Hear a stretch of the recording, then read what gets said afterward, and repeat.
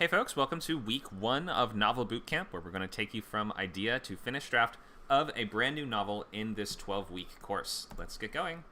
Here's a list of all the free classes that are coming up. So we have in WordCamp on the right, all these things written in teal are the upcoming free classes. So we have today, which is prose and premise, looking at novels in our week 1 class today. And then we have on March 8th, there's going to be a query letter class.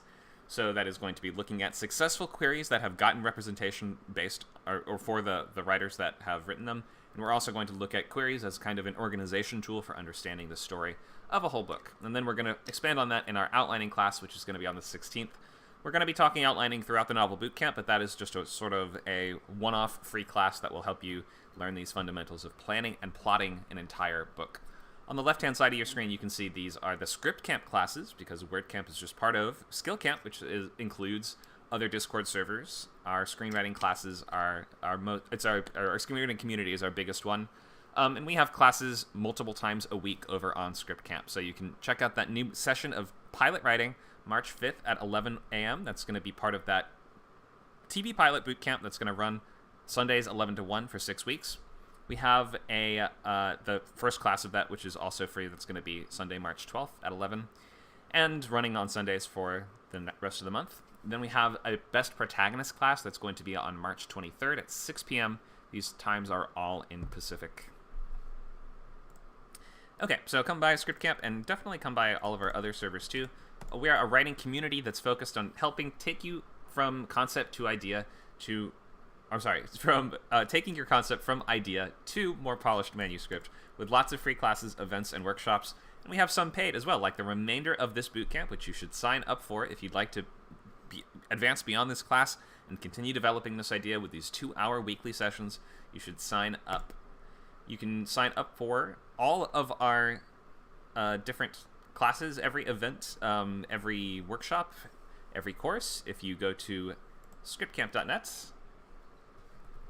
you can there go to membership and scroll down to start free trial, and you'll get 2 weeks access to absolutely everything we do on all of our different servers. So that will include not just novel writing, but will include screenwriting, coding and programming, animation, and many other classes that we have yet to add. So plenty of topics, over 100 hours of events and classes per month. So start your free trial, scriptcamp.net, or you can buy yearly and save 40%. Here's just a little about me. I am a screenwriter and novelist, though I haven't yet been published in novels. I've been working as a paid Hollywood writer since 2017, and have been featured in sections of the annual hit list, the Young and Hungry list.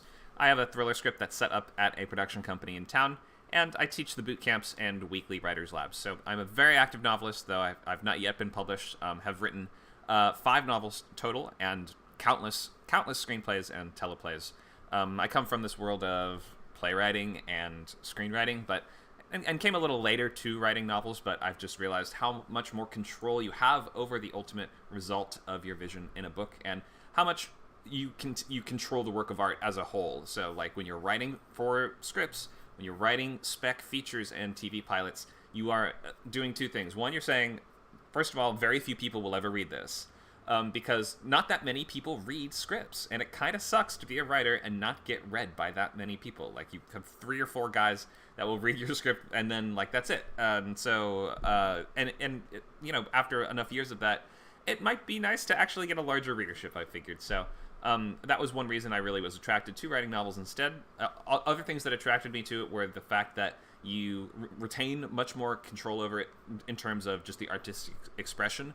You don't have as many voices that are trying to give you notes and change things about it, whereas if you are writing a movie or show, you are essentially giving over control to other people.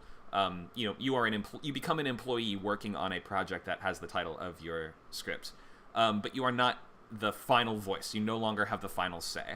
So I kind of like that fact in books, that you have the final say. You still have to do revisions, and you still might get developmental guidance from both your agent and then the publisher, but it's not going to be like tons of notes from tons of people, and I enjoy that because I'm a typical arrogant writer, hate getting notes. And then another nice thing about books is that you can kind of explore more ideas.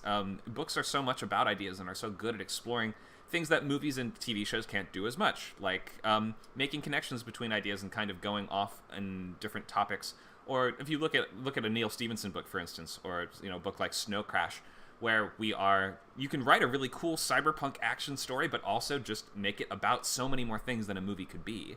Like Snow Crash is about language and culture and the internet and like all these ideas that are packed into it. And you can really pack ideas into a book in a cool way that you can't do in a movie. With a movie, you have to stop at a certain point. You stop adding things.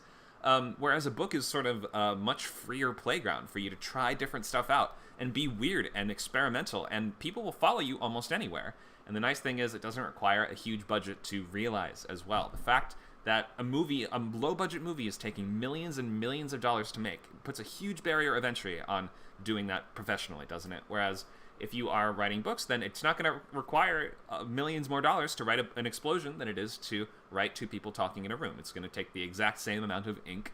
And so that's a nice thing about it, is that you can get as huge as you want. You don't have to ever worry about budgetary concerns, number of cast of characters. You can have as big a cast as you want, basically.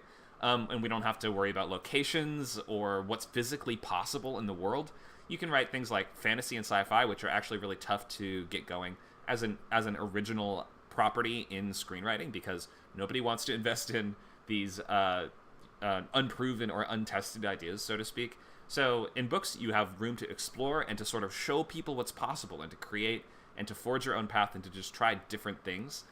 So I think that it's worth trying even if you want to ultimately, if you see yourself writing movies and TV, writing books as well will allow you to create intellectual property, IP, which is seen as so valuable and so much more valuable than a simple spec on its own.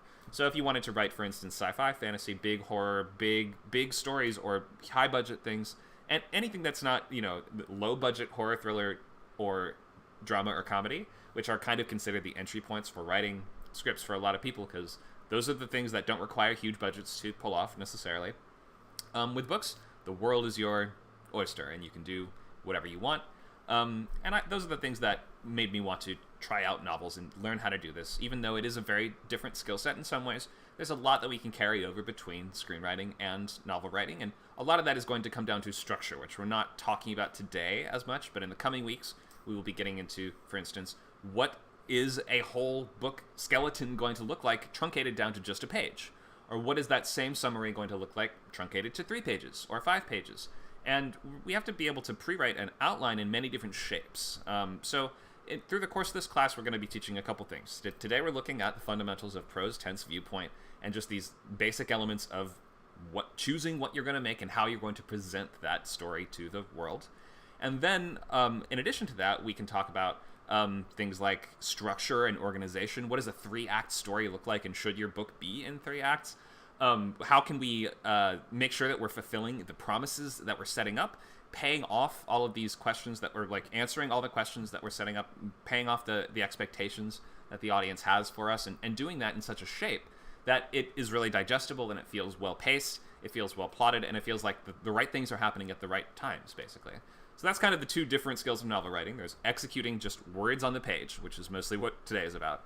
And then there's organizing scenes and turning the simple, good writing into a narrative. The difference being that just good writing on its own is going to come down to things like syntax, word choice, good command of things like grammar and sentence structure, and just the vocabulary. And how you arrange those things on the page, that's its own huge skill, very, very important skill set. And then separate from that is, how do I connect these events so it feels like we're building to something, and there's a point to this, and there's a catalyst that incites the events of the story, and all these things that are just related to structure. So yeah, we have writing and we have the structure, and you combine those things together, and that's the skills that are required to write books. We have other skills attached to that, like marketing yourself, writing the query, and getting an agent, and all that stuff. But at the core of this, the most important thing to focus on is those 2 things: writing on the page and plotting and constructing of narrative. Those are kind of the fundamentals here. So if you've not yet signed up but you plan to, you can check the chat. You'll see that there's a poll with some blue numbers, and if you click that number 1, that will indicate you plan to sign up but have not yet done so, and it will give you instant access to all of our member-exclusive chat channels. Here's a reminder/summary of the upcoming boot camps. We have features, Fridays at 6. That one has already started, but it's not too late to join.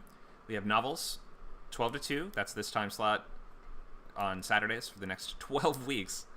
And then we have Pilot Bootcamp that is starting March 5th. That's tomorrow, 11 to 1 on Sundays for the next 6 weeks. And again, by signing up for Script Camp, you get access to all of these. Everything, and even the classes we didn't even tell you about yet. So you should become a supporting member, get access to all our boot camps and labs from just $29 a month with that yearly discount. You can volunteer as well if you know a skill or language you'd like to teach. We're trying to get these other Discord communities up and running with lots of events happening all the time. So Lingo Camp is for learning languages. We haven't had any classes on there yet. I'd love to get that started because I think this model works really well for language type instruction. So check out these other servers and refer your friends. If you are a member and you refer somebody, you'll both get a free month of unlimited subscription and also a free month of Arc Studio Pro, which is a great screenwriting software. Okay, let's look at the agenda for today. We'll start on prose and premise, and we're looking at developing the logline for your book. So you're trying to figure out, what on earth am I writing? We are going to start filling out our sketchbook of ideas even further, and that's something that we can be developing all throughout the course of writing the book. Like, you never really need to put the sketchbook down. There's never a time when the sketchbook is done. It's a place to collect all your ideas. And we're going to be doing that paragraph assignment today, so just looking at what is your voice like, how can we maybe fix it if there's just some like basic misunderstandings or mistakes on the page that are manifesting already. How can we correct those and just give you that early feedback to make sure that we're on the right track? You don't have to share your paragraph if you don't want to, but if you're concerned that something about your style might be off or might need a little work, then today's a day for that. I'm not going to go over all the rest of these, but you can see the upcoming agenda here. Week 2 is going to be more on loglines, so we're going to try to have a finished logline by the end of next class, but we're going to work on that as much as we can today. We're doing characters on week 3, world building week 4, outlining weeks 5 and 6, and then from there on we are writing the book, and every week you'll be writing. Assuming you're writing a 70 to 100,000 word book, you're going to be writing about 10,000 words a week, which is my personal goal, and it's my personal rate that I try to maintain. You don't have to write something that long, and if you are writing something shorter than a traditionally sized and traditionally published novel, you might have a lower word count goal per week, and that is fine too. The first draft is intended to be done by May 27th.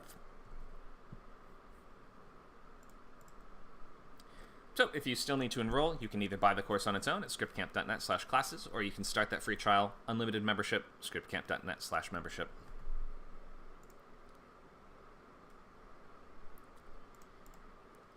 Okay, so let's, oh yeah, and of course you can get, if you want more feedback from me, you can order consultations or evaluations off the website, including logline consultation, in like brainstorming, if you just are trying to figure out an idea or just talk something through. You can get consultation on the entire script or just on your first chapter. There's lots of options, so check that out at scriptcamp.net/coverage if you want me to just analyze your book. Okay, week 1 overview. So we are not going to do the paragraph assignment first thing, but we will get to that later today. We're going to start pretty early on with our genre poll. So we're going to ask, what is everybody writing? And I want to make sure that everyone knows what genre they're writing in, and they know the basics of how that genre works. You shouldn't be picking a genre that you've never read before or that you've never watched before and that you're not a fan of, because then you just simply won't know the rules and the expectations and what to do. So we need to make sure that we're familiar with the rules and the tropes and things like that from your genre. You can tell us about what you've read, because I'm asking every week. We come in and say, what have you been reading lately? Ideally, it should be the same sort of thing that you're writing. So if you're writing a novel, you should be reading from a novel, and every week you can give us an update on what you thought of the last section. I also listed some novelettes and some suggestions for shorter works in last week's class, so maybe some people read some of those and they have some comments on that they'd like to share. So every week, that's going to be our check-in. We're going to ask, what have you been reading? And we're going to ask about your updates and your progress on your book itself. So we're going to look at a breakdown of text. We're going to look at a paragraph from we're going to look at several paragraphs from published authors. We're going to be looking at complex paragraphs and simple paragraphs, and how different ideas are expressed and like the different ways we can present those ideas. We're going to be breaking down and giving commentary on a section from Middlesex by Jeffrey Eugenides. We're going to look at some H.P. Lovecraft and a little Cormac McCarthy, so that should be fun. We are doing parts of speech and just English class fundamental stuff today, like paragraphs, guiding ideas, and complexity of thought. So we're going to be breaking down what is a paragraph and how does it work. These just simple questions like, what am I doing on the page? We're going to look at tense and POV, which are you're choosing between essentially first, second, or third person. Usually it's first or third. Don't pick second unless you're a crazy person. And then we have past or present tense. Obviously, you don't pick future tense unless, again, you are a crazy person. But there's, occasional reasons why you might want to use those things in very controlled ways. But basically, past or present, first or third are your essential options. And then we have other sort of nuances to that too, such as omniscient versus limited, points of view, and narrator characters. So we have lots of ways to present the stories that we are telling. And at some point we will do the, I'm not exactly sure where it's going to fall in the class yet, but I think it will be at the end of our first hour. So in about 40 minutes, we're going to do the paragraph assignment. So if you're still fiddling with yours, just expect to copy and paste it into our chat by about 1 p.m. Okay. So let's get going. Before we do anything else, if you've not yet made a sketchbook, you should do that. So this is a blank new Google document where you're going to keep and organize all your ideas and questions and notes for the project as you develop it. So there's no template to this. There's nothing to download for this. Just go to Google Docs or your other word processor thing, but I recommend Google Docs. And just open up a blank new one, and at the top you might just put the title of your book if you know it already, or you can put Untitled Action Adventure Book or whatever it is at the very top. You're going to use that to keep all your ideas. We don't want to have a bunch of different documents for this. We don't want to have ideas written on sticky notes all over your house. We want to organize and collate all those ideas in the same place so that we know where to look, and we're going to just move through a very simple evolution of documents. We're going to start with the sketchbook, then we move to story beats, then we move to scene cards, then we move to pages. So we're going to try to keep that as regimented as possible and try to build a process, and whether this process works for you or not, like, you can at least figure out what does work for you or what doesn't work for you. And by just trying out a process, you will at the very least get to the end of the book. I mean, that's the important thing, is that it doesn't have to be a masterpiece. It's not, you're not going to knock it out of the park on the very first try. I definitely didn't knock it out of the park on my very first try. My first books were terrible. My first probably 3 books were terrible. I think they only started to get okay as of like last year, when I wrote the first book that I was actually pretty proud of, which was called The Dreadful Edgar Bonesworth, which I really enjoyed. And I've written one since then, but that, to me, it took me like 4 or 5 tries to start to kind of write something that I would consider myself proud of, and I did a good job, and maybe you can actually query that. And I have queried Bonesworth, and although I haven't gotten any requests for the book yet, like, they've all been rejected so far, I have gotten at least a few comments from the agents that have read it and been like, although this wasn't for me, this was really, there's something about this, the voice and this character, that really is clicking and connecting. So I feel that's a good sign, and you should just think of that as a small victory, and just look for the small victories where you can find them. If you get a personalized response from an agent, for instance, then that is a sign that something is working. Most agents do not do that. They just send a form rejection back. All this is to say, it's really hard to get good at this. So just we want to not let our fear of not doing a good job hold us back from getting the words down and getting the work done. And if you want this to especially be your career, we should look to be writing novels on the time frame of at least one of them a year, or one every other year. As some people say, it's like, if you can knock out a really, really good novel every other year, you can have a career and make a living doing that. If you can write one incredibly good novel that people really respond to, you never really need to write another one. In fact, that maybe you're Harper Lee and you just write one book that's a huge hit and you want to stop there. That is feasible, but it typically takes a bunch of books to get to the point where you are actually writing something of the quality that would be your, To Kill a Mockingbird or whatever.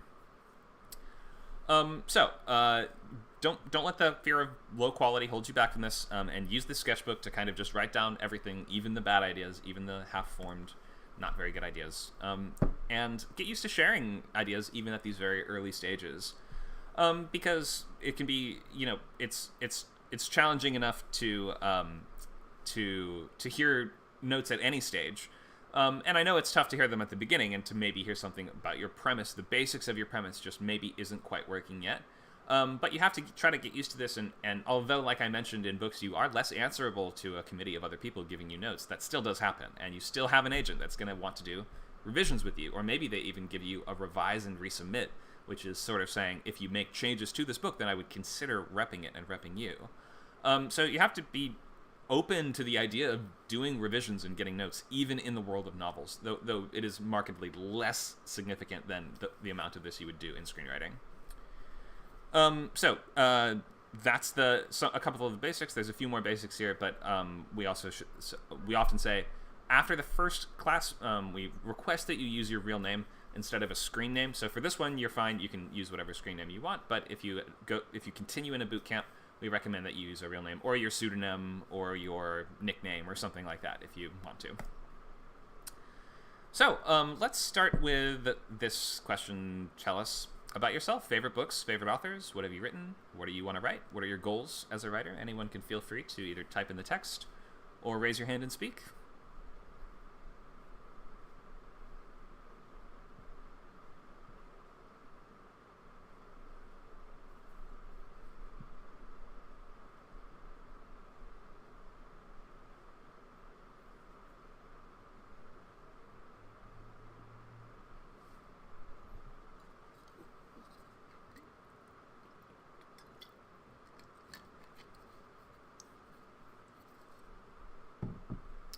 For anyone looking, the buttons should be at the bottom row of your screen next to the mute and the camera icon.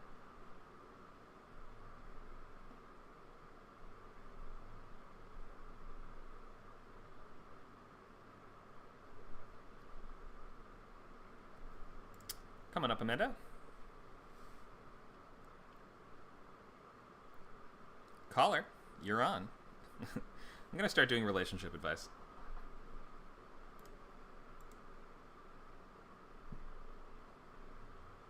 I think I've invited you. Can you hear me, Amanda?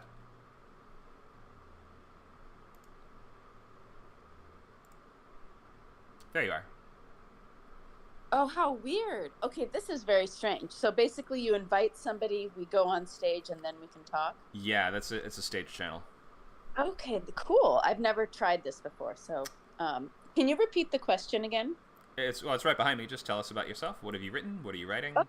What are your goals? Sure. So I was in this novel Bootcamp last year, and I wrote very detailed scene cards and, kind of a very loose first draft. And it's kind of the first time I feel like I've written a really well-structured story. Interestingly, it happens to be a novel. I wish it was a short story kind of, because it would be, it's just every iteration of the novel is, takes a while. But so in this boot camp, I'm going to be working on the second draft of it and just getting down my prose, building it out, and fixing plot holes that are going to inevitably come up. Every time I tweak something in the end, it opens up a hole in the beginning, and so it's like a iterative kind of massaging or kneading of the dough kind of thing. Sure. And other than that, I've written a lot of like blog kind of nonfiction things, and then I've written a lot of really short rhyming stories and a couple scripts, and a couple outlines for scripts, which to me is like the hardest thing to do, one of the hardest things to do. So I know it doesn't sound like much, but and then I'm working on another pilot now, which I'm really excited about. It might be competing with this second draft, so I'm going to have to figure that out. So, yeah, got to be careful with the. I know. One of them's gonna. I don't know. I kind of got to do what's most exciting for me, and they're both. None of them are shiny object syndrome. The pilot is like I burned down an original pilot and rewriting it from scratch, but it's not like shiny object syndrome where it's like a totally new show. It's just, it's up there with priorities. So we'll see. That makes sense. Yeah, it can be a little easier. Oh, and fantasy. Go ahead. Sorry? Oh, just my genre's fantasy, right. Young adult, middle grade. I like kids shows that are kind of easy to, like Dragon Prince and Avatar, The Last Airbender, that, that can be appreciated by adults and stuff. So, right. Sorry, go ahead about what you're going to just say. I was just going to say that if I normally recommend to write, just for anyone wondering, to write one thing at a time. But if you're balancing something like two rewrites together, that can be a little easier because you already have the foundation. So it's not going to like require the same amount or type of brain power as it would be to write two things from scratch. So That's a good hopping point. hopping between rewrites is a little easier because the major fence posts are already in place. Yeah, good point. Yep, yep. And actually, this other one, I might be a little bit more in like outlining phase, whereas this one I have outlined it, and so I'm putting down prose, so they'll be very different mindsets. So Right, yeah. right. And So, one's a script, one's a novel. So yeah. right, exactly. It can be, yeah, it's easier to jump between those than I would say two. Like writing two novels at once would be crazy, but some people somehow make that work. And like for instance, Bradbury, when Bradbury was writing, he would just have like a filing cabinet full of different short stories that are like half finished, and every day he would just like pick one and be like, oh, I guess I'm working on this today.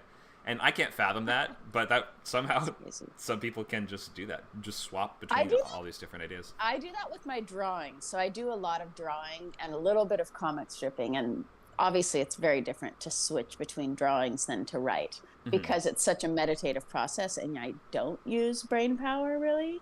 Right. You know, or just it's a different kind of meditative thing. And but yeah, I can't imagine having that going between like 8 stories every day. That'd be... I can't either, but works for some people. Here's a question for you. So, as someone who's done the entire boot camp before, 12 weeks, what would you tell somebody who's starting out? Definitely follow. Get down the outline. Get down and start with sort of a somewhat simple story. I mean, because it's gonna get complex no matter what. If you try to hit all the beats and like save the cat, if you hit all the right beats, that's already complex. And then trying to add like, well, I want major flashbacks and I want these 2 parallel universes of timelines to be existing at the same time. And, it's going to bog. I mean, I'm doing fantasy, but pretty mild. It's not I don't have to build the world out that much. But even with mine, it was the stumbling blocks, came with like, oh shoot, wait, do ogres really exist? Or are they going to be make-believe? Because I was like, well, some of these fantasy things are make-believe in her world. Yeah. Whereas some of them are, and it's like already you're getting bogged down by like the world building aspects when part of the muscle is just learning how to write a story, learning how to put the prose down, practicing those skills. And so unless you've written a book before, kind of trying to keep it simple. I mean, if the one, but then, passion plays a role too, right? So if you're really passionate about it, that'll also push you along, but there's kind of a balance. So that would be my main thing. That's a great tip. Thank you. Yeah. I think that's such a good point. Even a simple story is kind of complex at this scale. At this length, even an ABC story is a lot to juggle. I think is what you were sort of saying, right? So that's why. Don't try to add frosting on frosting on frosting on frosting. I've mixed up my food and my juggling metaphors, I guess, but try not to bite off too big a meal, because it's a lot to just write a book. It's like you're spinning a lot of different plates. I need to stop picking metaphors, but just getting to the end, of like a 60,000 word book, you're balancing so many things that try to just not like it's ambitious just to write this. Try not to add complexity that doesn't need to be there. And speaking of your fantasy storyline, things in that world don't exist or aren't real. That's always kind of a funny moment, isn't it? In like a fantasy story where they're like, "Well, werewolves aren't real." It's like your friend is a fairy. What are you talking about? Like you. Right. Or what is it in Batman? This comes up all the time. The crooks are like, "There ain't no such thing as no Batman," and they're like, "Your boss is a crocodile. Your boss lives in a sewer. Right. You don't believe that a Batman could be real? What are you talking about?" It's anyway. I always just think that's funny. Like, well, there's some lore in this land, right, where there's different like just like here we have animals and elephants, right? And those could be weird creatures for somewhere else, and so it's like, I was like, well, let's just not even go there. Like, let's not go into mythology. Like, let's not build out a real complex mythological system in my fantasy world because it just Oh, This I ain't just Percy want to write the Jackson. story. Yeah, yeah. Well, I mean, and yeah, well, and he kind of just pulled from, for the most part, pulled from already existing gods, at least. But yeah, That's yeah, true. But he turned it into this whole, like, he has his own spin on it, and the organization of that's how true. they're like, they have like a magic summer camp for gods, and there's like the whole That's system of, anyway. that's true. I see what you're saying. Yeah, yeah, yeah, yeah. So yeah, that's my main thing. My main advice for now, and to follow the structure, unless you have like a really good thing that works, the structure that Conor gives. I mean, for me, outlining has been really helpful, and I know there's a balance. Some people dip in and go back and forth, but I have been finding that getting all of the beats worked out as much as you can before you start writing, because there's some stuff you just never know until you get into the page. For sure. And get into the voice of the author, and things will change no matter what. But getting that outline down so that the story, I mean, where you're going, and you're not going to just stop in the middle because you can't figure it out. That's the main benefit of outlining, is it's not to like lock you into the structure. It's not like a chain around your ankles. It's there to help you finish. Like, and you can, once it's done, you can rearrange things, you can change it however you want. But a lot of people just don't finish because they don't have any structure, or they don't have any organization to what they're doing. Sorry, there's a siren outside my window right now. I hear that. Thank you for weighing in, Amanda. Yep, sure. Thank you. And now I'll move you back to the audience. Watch this. Zoop. There we go. I wish there was like a sound effect. It did. There should be different sound effects. There should be, well, first of all, if I ban somebody, it should play a toilet flushing sound, and maybe an audience going like, "Aww." And then I just want to have like a full radio DJ set up here. Okay, so we got some other introductions from other folks in the chat. We got one from Steve, who's considering adapting a screenplay he's working on into a novel. His interests are David Lynch, Tarkovsky, things like that. Yeah, so definitely more on the sort of literary side, I'm guessing. Thanks for weighing in, Steve. We have Michelle, who says she has multiple genres she's working on: romance, fantasy, horror, disaster, sci-fi, biography, gangster crime set during Prohibition. Cool. Yeah, historical. I love historical crime stuff. Looking forward to seeing what you come up with, Michelle. Thank you. We have Rebecca, who says, I have a first look deal with a UK mainstream kids lit publisher, having won a work in progress award. Congratulations. Since I won that award, I've been paralyzed with fear, and I'm trying to get back into loving my novel. So my goal is to get my novel done by the deadline the publisher has imposed on me. Oh, that is a good, yeah, for sure. You should hit that deadline if you can. Some good motivation, hopefully. And yeah, we'll try to keep people on track, keep you motivated, and falling in love with your story and falling out of love with it happens to people all the time in different ways. Some people end up hating their story halfway through every time. I think it was, there's like an anecdote about Neil Gaiman, I think it's Gaiman actually, Neil Gaiman, who in one of his most popular series, or one of his most popular books, like 70% of the way through being done, he calls his agent and he's like, it's terrible, it's a mess, I can't finish it, I hate this, everyone's gonna hate this. And his agent was like, you say this every time. You do this literally every time. And you should like maybe just start to anticipate if that is what happens every time. Then you can prepare your counterattack early on. I've been playing too many fighting video games, so I'm always going to talk about counterattacks and stuff. But yeah, we can prepare for that feeling. And even after you fall out of love with it, it's like a marriage in a weird way, right? It's like it's not always going to have that shiny kind of honeymoon phase to it, but when you plan for that, and you plan for the luster and the magic and the shine to go away a little bit, then that can just be an important step in getting to that next stage, finishing that thing, and moving on. Thank you, Rebecca. Anyone else?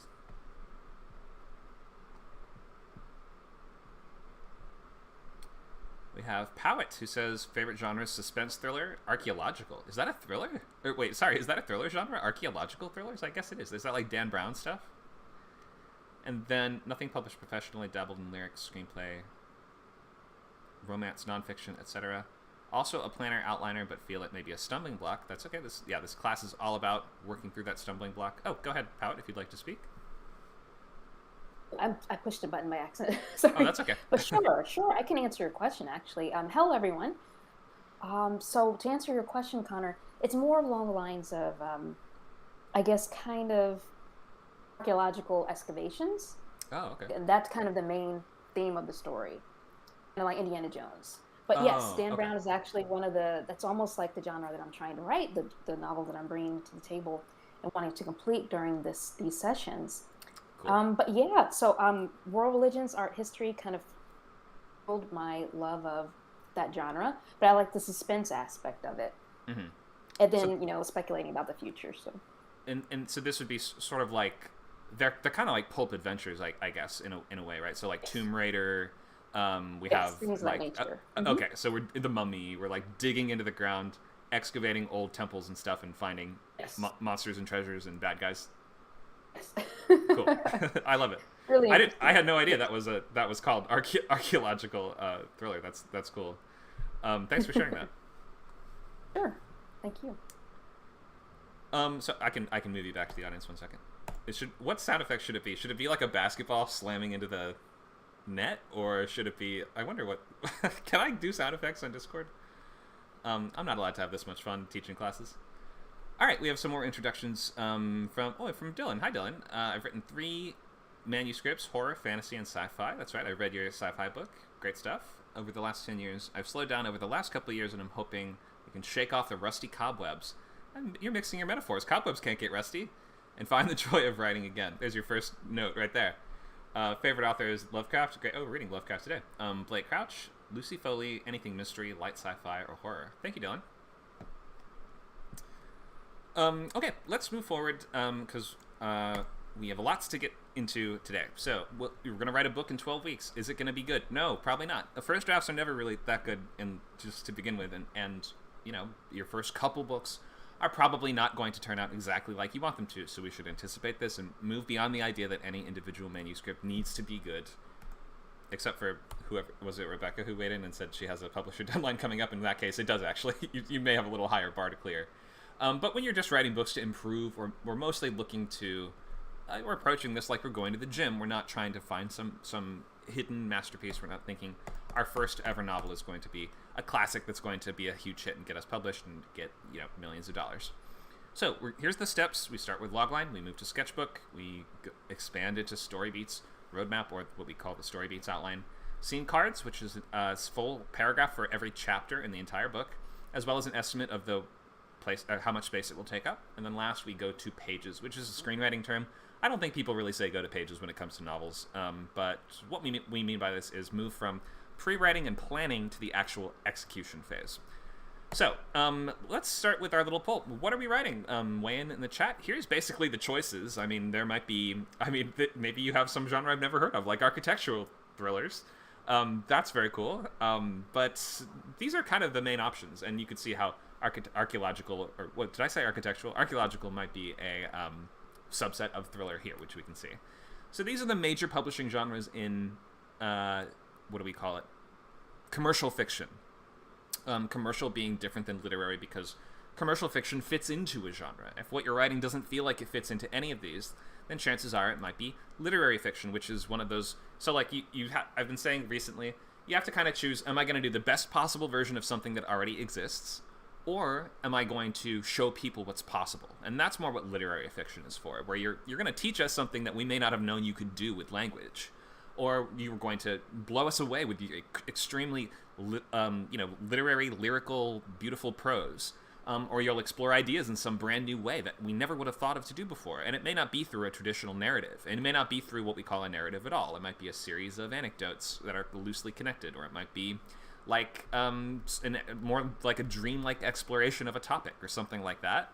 Whereas commercial fiction is going to have a main character that's trying to accomplish a goal. It's more like how we think of movie stories, right? Where this is mass market entertainment that is meant to be enjoyed by as many people as possible.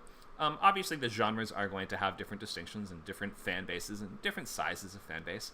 If you're writing anything besides romance, you're not writing in the most popular genre, because that is the most popular genre of published work. Romance is the top-selling of all of these that you see here. But that's not to say that you should do that just because you're going to make money at it. You should pick the thing that you read and that you like. So, what genres are we writing for the class? Feel free to tell us.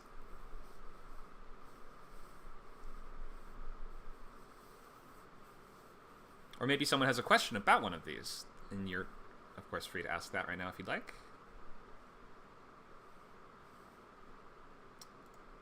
Come on up, Amber. Can you hear me? I hear you. Go ahead. Oh, awesome. The mic's working. Okay. So, I'm kind of a very specific genre, as in an age group. I'm writing teen, which is like a brand new genre coming out. So it's the upper end of middle grade, the lower end of YA, which is what the publisher was looking for with the deal. But I'm also like a cross genre, so I'm a mystery sci-fi, and I never know how to explain it because I view my main genre as mystery and the setting is sci-fi. But when I tell people I'm writing sci-fi, the expectation is that I'm writing like, Star Trek or like, real deep like sci-fi, whereas it's more like it's a mystery in a prison. The prison just happens to be set on Titan. Do you know what I mean? It's sure. Like the mystery to me is the main my main thing. It's just that the setting is like a spaceship or an off-world prison or things like that. So I'd never really know, because mystery sci-fi sounds weird. Sounds like I should be saying. I think it sounds first. Cool. Personally, I think that sounds great. Oh, really? But, yeah. But yeah, this is genres are about like marketing for the most part. So you're kind of by picking the genre you present it as. You know this. You're already in publishing, but this is how they decide where they put it in the store. So like if you're framing something primarily as a mystery, then it would be shelved with mystery as opposed to being shelved with all the sci-fi. So I think that you can definitely just pitch something as mystery and then explain how it takes place in a sci-fi setting. I can see how people would maybe have that expectation when they hear sci-fi. They think, okay, this is going to have the what I'm looking for in a sci-fi book, which is often deeper exploration of a world or of like technological ideas or things like that. It sounds like what you're writing would be classified as soft sci-fi, though, wherein it's not really about. Yes. Is that right? Okay, so yeah, we have that distinction between hard and soft, where hard is going to be about building a really detailed world that has consistent rules and physics and maybe different aliens or different creatures to it, things like that. Whereas soft sci-fi is going to be, sounds like more what you're doing, where we are using it as a setting, or maybe using elements of sci-fi, but we're not necessarily deep diving into sci-fi ideas or terminology or things that we would in a straight sci-fi book. So maybe by pitching it as mystery in a soft sci-fi setting, maybe that would sort of key people into what you're doing a little more. Okay, thank you. Sure. Thanks for weighing in. Let's see, we have a few more. We have Carmen writing dark fantasy. Awesome. Powit's writing suspense thriller. Great. So hopefully we're all reading these things and you know what is expected of this genre, especially for something like mystery, which has really clear rules to it. Amber just mentioned she's writing a mystery, and I think we know, as readers of mystery will know, you have to kind of play fair. We can't cheat the audience by having the reveal be something that we have no way of figuring out on our own. You have to actually play fair in mystery and give all the relevant information to the audience so that they can sort of try to solve it alongside the characters, or maybe ideally figure out how to talk, figure out the mystery before the characters do. So there's different genres have different rules. Romance, the characters are going to end up together. The leads are going to end up together by the end. It's going to be about them falling in love and the trials and tribulations that they go through in making that relationship work. But ultimately, the conceit is that they're made for each other. They are going to end up happy together. There are different, there are nuances to that, and you should just be a wide reader of your genre so that you know the differences. And like, if I'm going to tug the rug out at the end, and I'm going to have a surprise sad ending. Well, first of all, romance readers are going to be really upset by that for the most part. And you should know that you're going to do that on purpose and know what the specific effect of that is. Okay, so all these genres have their own rules, and you can play with those and adjust those and maybe take advantage of the fact that people expect one thing and then give them something else that's even better. That's something I've referred to before as the kind of Oreo pizza approach to storytelling, where imagine the pizza guy shows up at your house and he's like, sorry, we're all out of pizza. And you're like, oh no. And then he opens a pizza box and there's an Oreo pizza inside. And you're like, what? I didn't even know there could be a pizza made of Oreos with icing instead of marinara and with cookie crumbs instead of crust and whole Oreos instead of pepperonis. It's because you've sort of promised one thing and then you have subverted our expectations, given us something better. So you can always approach your genre like that. You can say, like, I'm going to start it this way, but then when people expect this to happen, I'm going to turn it on its head and really challenge their expectations and sidestep what they think and keep them guessing. Some genres like mystery and thriller are really based on you keeping us guessing, and in fact that's kind of part of the promise, is that we're going to be surprised and that our expectations will be constantly challenged, and we're never quite going to know what's going to happen next. Because one of these key tenets of core elements of storytelling is surprise. Like, there needs to be constant surprise. Or if we know what's going to happen and everything's unfolding in the exact way that we think it will, you're going to lose people, and it's just not interesting to us in the same way. Okay, so hopefully we all know what genre we're writing, and can choose that if you've not yet chosen that, and start digging deeper into the other entries in that genre to figure out what has been done before, what are people tired of, what would people like to see more of. You can join message boards like Reddit message boards for your genre and see threads almost every day when people will be like, what fantasy tropes are you sick of? What sci-fi would you love to see more of? What blank would you like to see more of, or what would you like to see less of? Are really, really common topics on message boards. Excuse me. Like Reddit.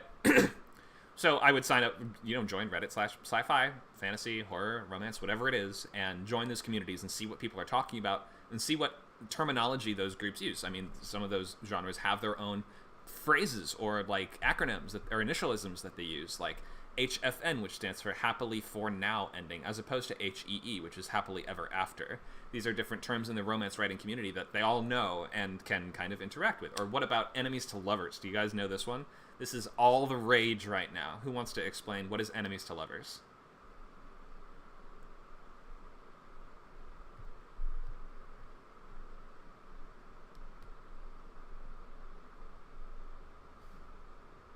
Hi, Nasha.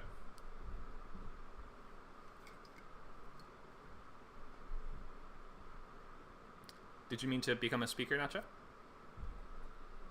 Yeah. Okay, go ahead. Yeah, I was going to mention a book I read recently called How to